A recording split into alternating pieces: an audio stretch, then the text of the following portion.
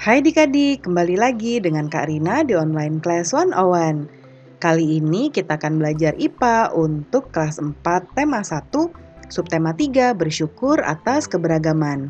Di pembelajaran kali ini kita akan belajar macam-macam bunyi pantul di halaman 141 sampai dengan 153. Adik-adik, untuk melihat pembelajaran lainnya, adik-adik bisa cek di kolom deskripsi, lalu cari kelasnya kelas berapa.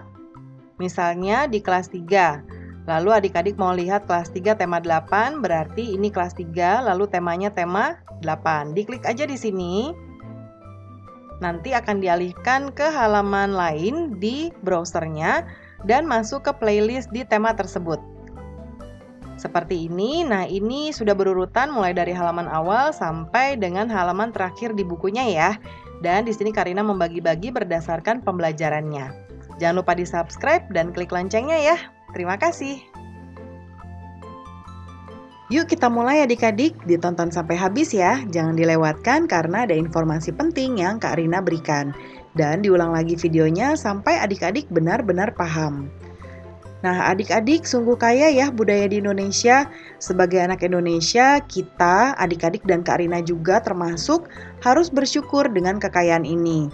Kita dapat mencicipi makanan yang beragam, bermain permainan tradisional yang berbeda, dan juga tentunya mengenal kebiasaan-kebiasaan yang berbeda. Banyak hal yang bisa kita pelajari dari keanekaragaman tersebut.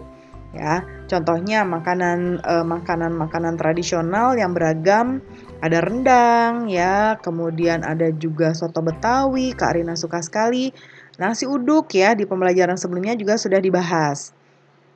Nah, beberapa permainan tradisional membutuhkan teriakan pemainnya. Semakin banyak orang berteriak, semakin banyak pula suara yang kita dengar. Pernahkah kamu mencoba berteriak di lapangan?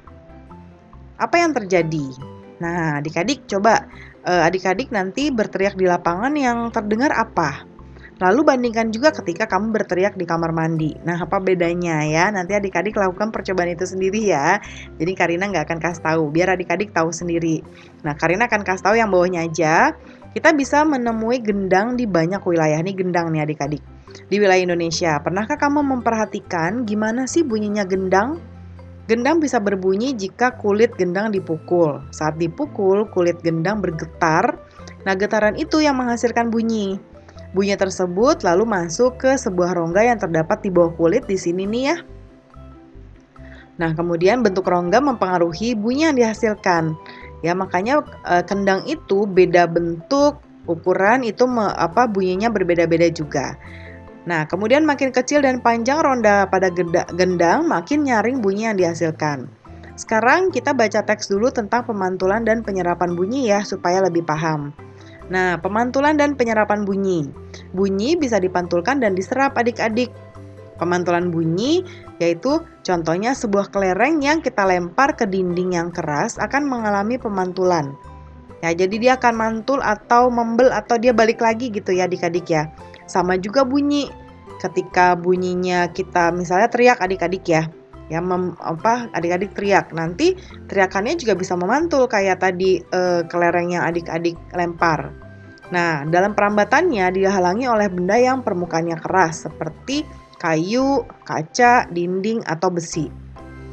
Kemudian penyerapan bunyi. Bunyi juga bisa diserap ya adik-adik. Nah, benda-benda yang bisa menyerap bunyi yaitu yang permukaannya lunak. Nah, benda yang seperti itu disebut peredam bunyi. Misalnya, karpet, goni-goni itu kayak karung ya adik-adik ya. Karung kasar, permukaannya kasar, lalu kertas, kain, busa, dan wol. Nah, benda-benda itu bisa digunakan untuk mencegah terjadinya gaung atau kerdam. Nah, dinding dan langit-langit gedung pertemuan, studio rekaman, ya, dan gedung bioskop dilapisi dengan bahan-bahan ini supaya nggak keluar suaranya, ya, jadi diredam. Nah, lalu macam-macam bunyi pantul. Yang pertama ada gaung atau kerdam. Gaung atau kerdam terjadi karena bunyi dipantulkan oleh dinding yang jaraknya tidak jauh dari sumber bunyinya. Ya, karena ini disebabkan oleh datangnya bunyi pantul bersamaan dengan bunyi asli yang belum selesai diucapkan. Akibatnya, bunyi pantul bisa mengganggu bunyi asli, sehingga suaranya aslinya tidak terdengar dengan jelas. Lalu gema. Nah, kalau gema ini terjadi karena bunyi dipantulkan oleh dinding yang jaraknya jauh dari sumber bunyi. Hal ini disebabkan datangnya bunyi pantul setelah bunyi asli selesai diucapkan.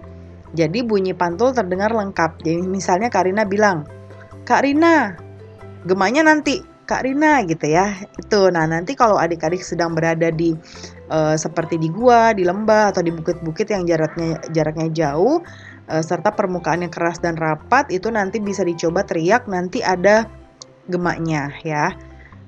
Nah, selain itu gema juga dapat dipergunakan untuk mengukur kedalaman jurang atau gua. Nah, sekarang bersama teman kelompokmu lakukan beberapa percobaan berikut. Ambil beberapa botol atau alat lainnya yang menghasilkan bunyi, misalnya ember, gelas, atau kaleng.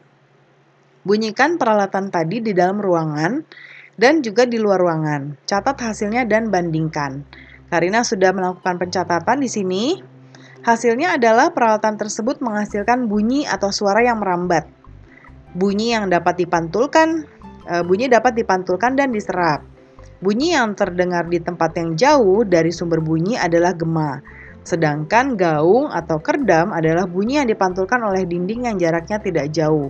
Nah, perbedaan bunyi saat di dalam dan luar ruangan adalah kalau di dalam ruangan lebih keras, ya adik-adik ya, dibanding di luar ruangan. Hal ini terjadi karena bunyi di dalam ruangan mengalami pemantulan ya yang berupa gaung atau kerdam tadi, seperti yang contoh di gambar ini. Nah, itu hasilnya adik-adik ya. Pembelajaran kita sudah selesai adik-adik. Terima kasih sudah menonton sampai akhir. Mohon dimaafkan apabila ada kesalahan dalam perkataan maupun dalam materi yang diberikan. Sampai jumpa di pembelajaran berikutnya. Dadah!